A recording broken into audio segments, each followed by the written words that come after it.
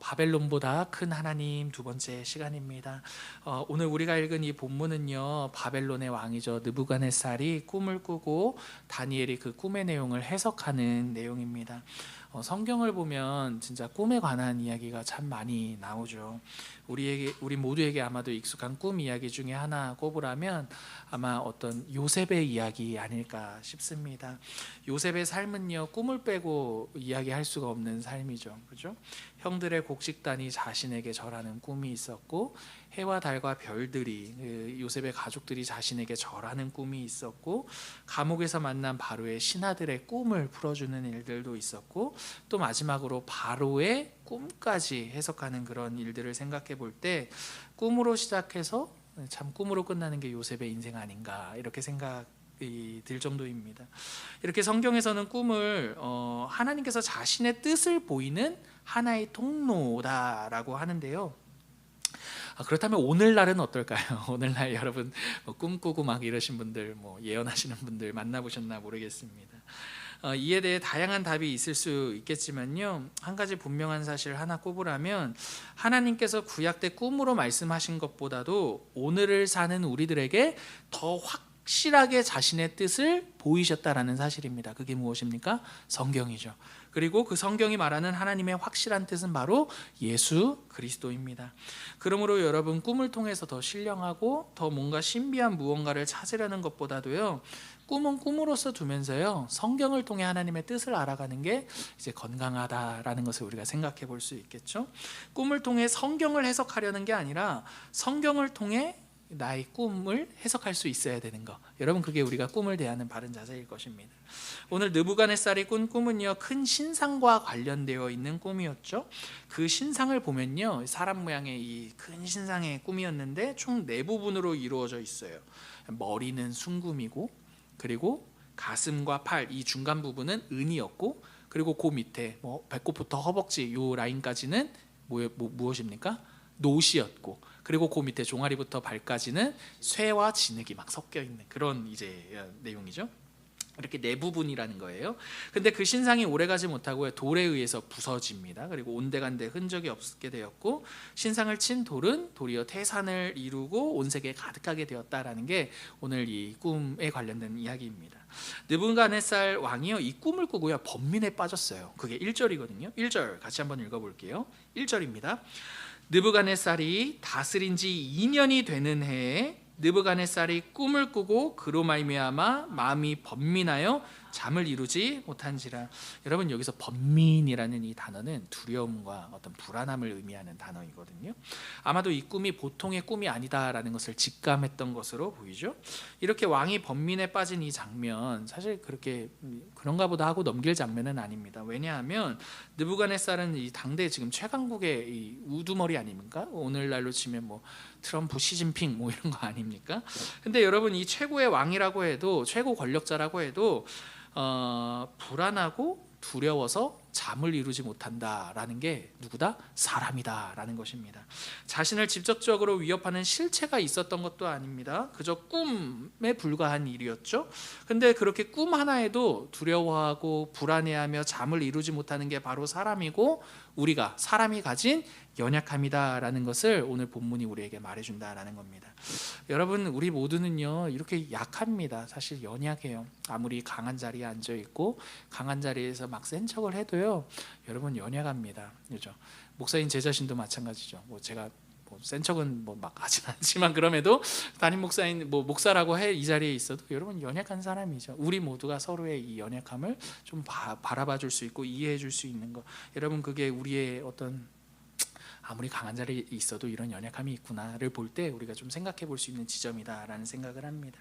여러분, 느부갓네살의 이러한 번민은요, 자기만 번민하고 끝나는 게 아니라 주변을 막 공포와 이렇게 위협을 막 이렇게 하게 만드는데요, 두렵게 만드는데요. 이런 거죠. 지혜자들을 불러다가, 그러니까 꿈을 해석할 수 있는 여러 실력자들을 불러다가 자신이 말하기 전에 자신의 꿈을 먼저 말해라.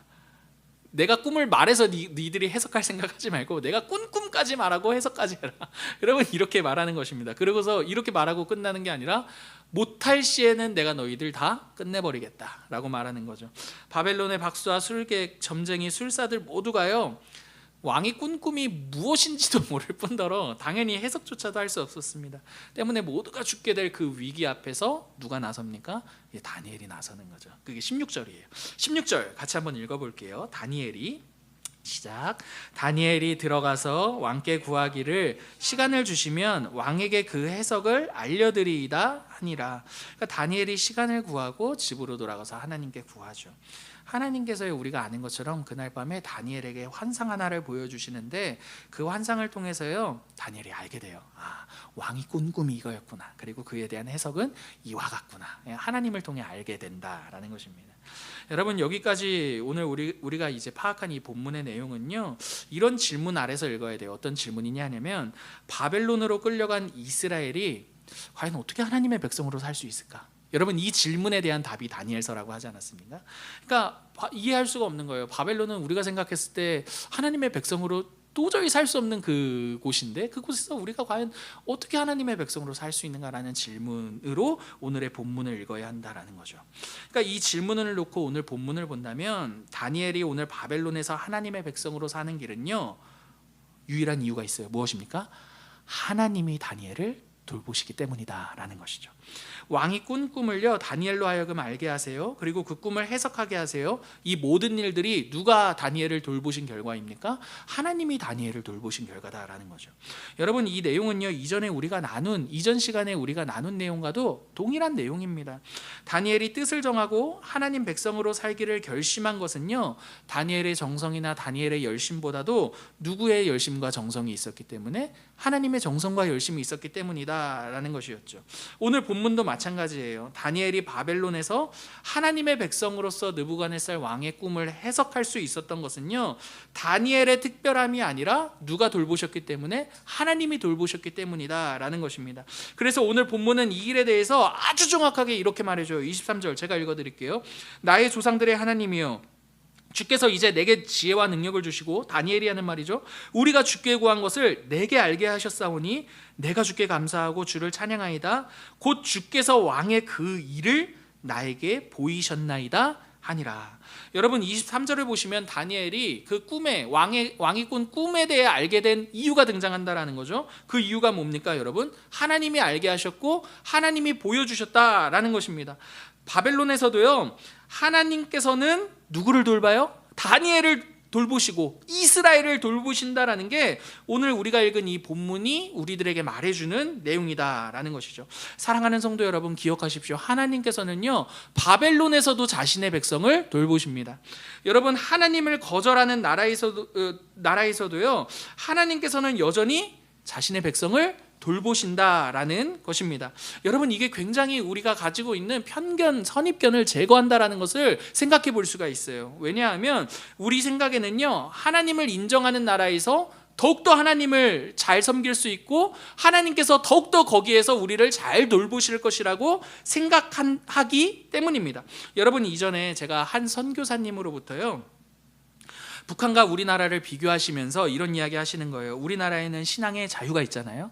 근데 북한에는 신앙의 자유가 없잖아요. 이 이야기를 하시면서 그렇기 때문에 우리가 신앙의 자유를 따라 우리가 더 하나님을 잘 믿을 수 있게 된 거야, 이런 이야기를 어렸을 때 들었던 적이 있었습니다. 그 얘기 들으면서 저도 굉장히 동의했습니다. 맞아, 우리에게 종교의 자유가 있고 북한에는 종교의 신앙의 자유가 없으니까 우리가 북한보다 더 잘 믿을 수밖에 없지. 자유란 건 이렇게 좋은 거야. 이런 생각을 했던 거죠.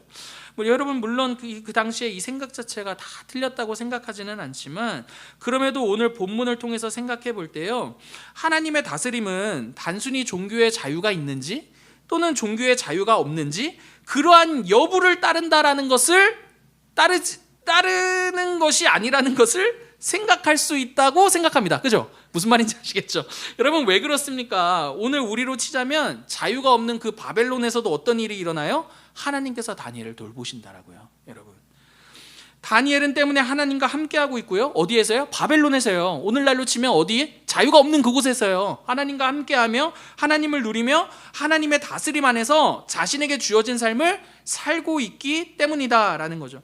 사랑하는 성도 여러분, 하나님은요 체제와 환경에 매이시는 분이 아니시라는 거예요. 여러분, 이 말은요, 그러니까 자유가 없어도 된다라거나 북한이 더 좋다, 여러분 이런 말 하는 거 아니라는 것 아시죠? 그럼에도 한 가지 우리가 분명히 해야 할 것은요, 여러분, 우리의 기준에서는 체제를 통해 자유가 있는 게 더 좋고 자유가 없는 게 더 좋지 않다, 이렇게 말할 수는 있겠지만 여러분, 그게 하나님께 그대로 적용되는 사실은 아니다라는 거예요. 여러분, 오늘 본문이 그 증거죠.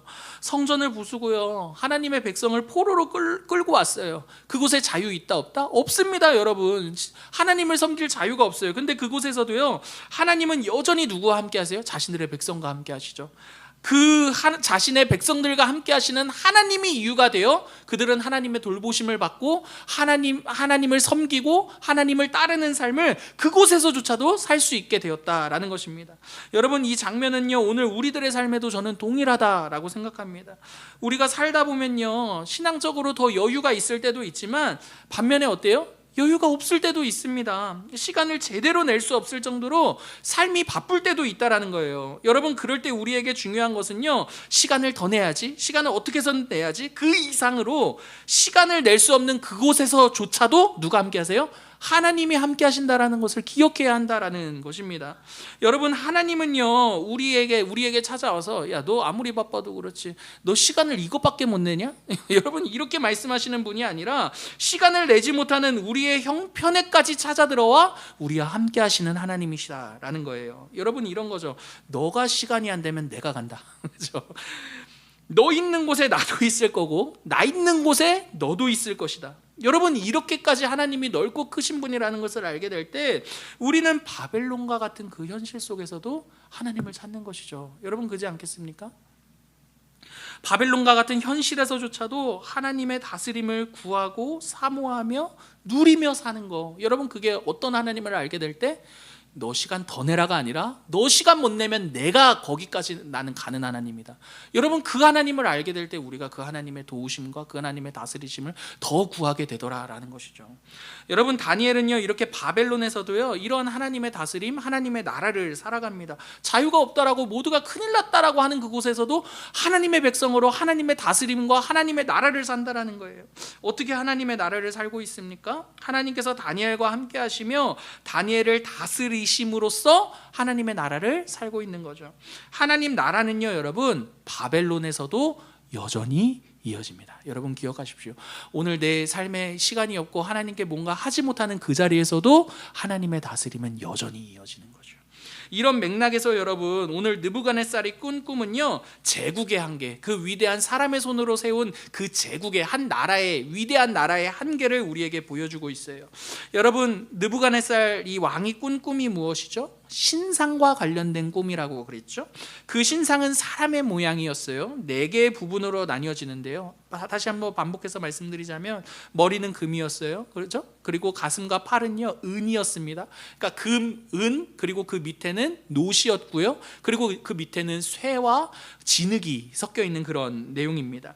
여러분, 이 4 부분들은요, 각각의 제국들을 의미하는 거예요. 사람들이 세운 큰 나라를 대표적으로 4 덩이로 나누어서 말하고 있다는 거예요. 그래서 학자들은 대부분 이것들을 이렇게 표현합니다. 금은 바벨론이요. 이건 다니엘이 말하는 거예요. 금은 왕의 나라라고 말하고 있어요, 본문에. 그렇기 때문에 금은 바벨론이고 은은 바사이고, 그 다음에 바사가 바벨론을 먹거든요. 그 다음에 어떻게 됩니까? 그리스가 또 먹어요. 헬라 제국이 먹는 거 아닙니까? 그리고 그 헬라 제국이 나중에 로마에 먹히거든요. 그래서 각각의 바벨론, 바사, 그리스, 로마라고 말합니다.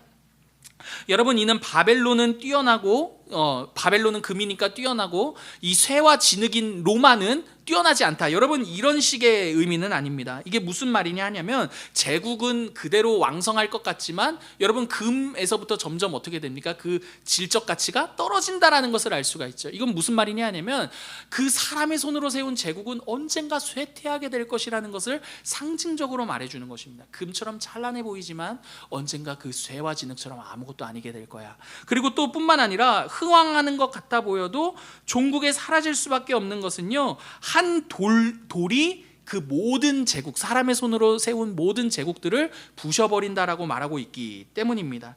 여러분, 34절에서는 그 돌에 대해서 이렇게 말하는데 제가 읽어드리겠습니다. 34절, 또 왕이 보신즉 손대지 아니한 돌이 나와서. 여러분, 사람이 손대지 않은 그 돌이 나와서 사람들이 손으로 세운 그 모든 제국을 상징하는 신상을 부숴버린다는 것을 우리가 알 수가 있는 거죠. 그 돌을 이렇게 강조하는 이유가 있어요. 여러분, 돌이면 돌이지 왜 손대지 않은 돌이다라고 말하는 것입니까? 여러분, 이 손대지 않은 돌이라고 말하는 이유는요, 사람들이 세우지 않은 나라라는 뜻이에요. 그러니까 사람들의 손을 대지 않은, 사람들의 손으로 세우지 않은 그것이 사람들이 세운 그 나라를 부수며 그 사람들이 손으로 세운 그 나라보다 영원할 것이다 라는 것을 상징적으로 말해주는 장면입니다. 바로 이 돌, 이 사람의 손 대지 않은 이 나라가 바로 하나님의 나라라고 오늘 본문이 또 이어서 말하고 있어요. 44절 같이 한번 읽어보실게요. 하늘의 하나님이, 시작, 하늘의 하나님이 한 나라를 세우시리니 영원히 망하지도 않고 국권이 다른 백성에게 돌아갈 것도 아니고 영원히 설 것이다. 여러분, 제가 그냥 대략 말한 거예요. 안 맞죠? 당황하지 마세요. 여러분, 제가 요약해서 말한 거예요. 여러분, 대략 이해가 되시죠? 하늘의 하나님이 한 나라를 세우신 이 돌을 설명하는 거예요. 44절에 뭐라고 말합니까? 하늘의 하나님이 한 나라를 세우실 거래요. 그 나라는 어떤 나라예요? 영원히 망하지도 않는데요. 그리고 그 나라의 권력이 누군가에게 넘어가지도 않는데요. 그리고 어떻게 한대요? 영원할 것이라고 말하는 거죠. 여러분, 우리는 이를 통해서요, 하나님 나라와 이 세상 나라의 그 차이점을 우리가 생각해 볼 수가 있습니다. 여러분, 우리가 사는 세상 나라는요, 점점 쇠퇴할 거예요. 이 역사 속에 이 제국은요, 점점 쇠퇴할 것입니다. 그 증거가 금으로 시작한 나라의 끝이 새와 진흙으로 묘사되는 것이죠. 여러분, 제국은요, 바벨론, 바사, 그리스, 로마뿐만 아니라 우리의 역사, 지금 작금의 역사 속에서도 계속 이어지는 것 아닙니까? 그죠? 중국이라든지 미국이라든지 이런 제국들이 과거의 제국의 역사를 따라 이어지고 있어요. 그러나 여러분, 이러한 사람의 손으로 세운 나라는요, 절대로 영원하지가 않습니다. 쇠퇴할 것입니다. 여러분, 그게 바로 한 돌이 나와 모든 것들을 부수는 내용이 되는 거죠. 여러분, 이는요, 그래? 우리가 사는 이 세상은 그럼 쇠퇴하는 거야? 보잘것없는 거야? 여러분, 이런 식의 이런 말들은요, 우리가 사는 세상을 염세적으로 보라라는 말이 아닙니다. 과거의 한국교회 안에서 사실은요, 현세보다 내세를 강조했던 때가 있었어요. 그래서 눈물 많은 이 세상 살아서 뭐하나, 빨리 천국, 하루라도 빨리 천국 가서 사는 게 내 소원이다, 이런 말들을 실제로 많이 듣고 많이 하기도 했습니다. 언뜻 들었을 때는요, 좋은 신앙 같아요. 야, 얼마나 신앙이 좋으면 저렇게 맨날 천국을 바라면서 하는가 싶기도 하지만요, 여러분, 전혀 그렇지가 않아요. 왜냐하면 여러분, 만약 이런 신앙관으로 우리의 삶을 보게 된다면 절대로 다니엘과 같이 자신의 우리들의 현실에서 하나님을 구할 수가 없을 것이기 때문입니다. 그저 빨리 천국에나 데려가 주십시오. 여러분, 이런 식의 기도 말고는 할 게 없기 때문인 거죠. 여러분 때문에 제국이 쇠퇴한다는 말은요, 이런 거예요. 우리의 역사가 제국의 손에 달린 것이 아니라 누구의 손에 달린 것을 주목하라? 하나님의 손에 달려 있는 것을 주목하라라는 것이죠. 여러분, 다니엘서가 제국이 쇠퇴한다라고 말하는 것은 이 현세를 염세적으로 보라는 것이 아니라, 야, 진짜 이 역사의 주관자가 누구인지 제대로 보라고 말하기 위해 제국은 쇠퇴할 것이라고 말한다라는 것입니다. 여러분, 우리의 역사는 제국의 손에 있지 않습니다. 여러분, 이 말이 사실은 너무나 큰 이야기죠. 우리가 언제 시진핑을 만나봤어요? 우리가 언제 트럼프를 보기나 했어요? 그러니까 뭐 제국의 역사가 제국의 손에, 뭐 제국, 이 세상 역사가 제국의 손이 있지 않다, 이런 말들이 너무나 큰 말인 것 같지만, 여러분, 이걸 우리의 현실에서 조금 더 이렇게 축소해서 말해보자면 이렇게 말할 수 있을 것 같습니다. 우리의 현실은요, 여러분, 더 많은 것을 가지고 더 나은 실력을 가진 것에 의해 살아가는 게 아니다라는 거예요. 무슨 말인지 설명해 드릴게요. 여러분, 우리의 삶은요, 우리의 직업이나 우리의 학벌이나 우리가 가진 배경이 우리의 삶을 인도해 가는 게 아니다라는 것입니다. 여러분, 이것들은요, 제국의 방식입니다. 제국이 사람의 손으로 세우는 방식은요, 너의 직업이 무엇인지, 너의 학벌이 무엇인지, 너의 배경이 무엇인지에 관심이 많죠. 여러분, 우리가 이 시대를 살 때 듣는 말들이 무엇입니까? 우리가 제국을 살 때, 이 시대를 살 때 듣는 말들이 무엇입니까? 여러분, 우리가 사는 세상은요, 이렇게 우리들에게 말하죠. 너는 돈이 많아야 돼, 그죠? 너는 직업이 좋아야 돼, 너는 배우자를 잘 만나야 돼, 너가 무엇을 가지고 있는지, 너의 손에 무엇을 쥐고 있는지 나에게 한번 말해줄 수 있겠어? 여러분, 그게 스펙이 어떻게 되느냐 묻는 것 아닙니까? 그럴 때 비로소 너희 삶은 의미가 있을 거야 라고 말합니다. 여러분, 이게 어떠한 방식입니까? 제국이 역사를 이끌어가는 방식이다라는 것이죠. 사람의 손으로 세워진 제국이 우리를 이끌어가는 방식입니다. 하지만 여러분, 그것들은요 반드시 어떻게 된다고요? 쇠퇴하는 길로 가는 것들입니다. 여러분, 실제로 주변의 어르신들과 대화를 하다 보면 우리 어르신들 오시잖아요. 여러분, 8, 90대신 그 어르신들이 오시잖아요. 여러분, 근데 그 어르신들이 그냥 뭐 차별을 드는 게 아니라 그냥 어르신들이 아니라 나름의 왕년을 가지신 분들입니다. 여기 오시는 분들이요. 그래서 왕년에 다 요직들을 하나씩 하셨던 분들이에요. 그래서 근데 그분들의 이야기를 듣다 보면 제국을 나름 누렸던 그분들의 손 가운데 손 중에 남는 것이 하나도 없다라는 것을 보게 되더라는 것입니다. 여러분, 저는요 그런 것들이 그러므로 필요 없다? 여러분, 이렇게 단순하게 말하는 것이 아닙니다. 저는 여러분, 우리 모두가, 저까지 포함해서 우리 모두가요 그 누릴 수 있는 것들을 기왕이면 누려볼 수 있었으면, 또 누릴 수 있었으면 좋겠습니다. 그러나 여러분, 그것들이 우리의 삶을 이끌고 간다라는 것에는 절대 동의할 수 없습니다. 왜냐하면 우리의 삶은요 제국의 풍요로움이 아니라, 제국의 능력과 자원이 아니라 하나님 그분이 인도해 가시는 삶이기 때문입니다. 그게 바로 오늘 본문에서 제국이 쇠퇴할 것이다 라고 할 때 우리가 기억해야 할 교훈이다라는 거죠. 여러분, 실제로 하나님께서는요 우리의 삶을 대하실 때요 제국의 방식과는 전혀 다른 방식으로 대하셨다라는 것을 우리가 알 수가 있습니다. 누구를 통해서요? 예수 그리스도를 통해서 말이죠. 여러분, 예수님은요 더 가져야 한다라는 이 세상의 방식에서요 오히려 더 갖기보다도 자신을 내어주시는 길을 걸으셨죠. 여러분뿐만 아니라요 모두가 다 높아져야만 한다라는 이 시대의 목소리와는 달리 가장 높으신 그분이 이 땅 가운데 내려와 우리의 발을 씻기셨습니다. 그리고 또 누군가, 이 시대는 내가 누구인지를 증명해서 너가 누구인지를 말해보라고 하는데, 여러분, 그분은요 자신이 누구인지 자기 자신의 어떠함으로 증명해내시는 것이 아니라 성부 하나님께 자기 자신을 있는 그대로 내맡기셨습니다. 그렇죠? 사랑하는 성도 여러분, 예수님께서 제국의 방식이 아닌 길을 선택하신 이유는요 제국과 같이 우리의 것을 빼앗고 우리를 낮추며 우리의 불안을 자극하시는 분이 아니시기 때문입니다. 여러분, 그분의 방식은요 우리를 위해 자신을 내어주심으로써 우리를 부유하게 하시는 것이고, 자신이 낮아지심으로써 우리를 높여주시는 것이며, 자신을 포기하심으로써 우리를 아름답게 하시는 것이었죠. 그러므로 사랑하는 성도 여러분, 제국의 방식이 아니라요 예수 그리스도께서 우리를 위해 걸으신 그분의 그 길을 우리가 함께 걸을 수 있었으면 좋겠습니다. 여러분, 더 빼앗아야 하고 더 높아져야 하고 내가 더 인정을 받아야만 한다고 하는 그 길이 우리의 길이 아니라는 것을 기억할 수 있었으면 좋겠습니다. 여러분, 만약에 제국의 방식의 길이 아닌 그리스도가 걸으신 그 길 있잖아요.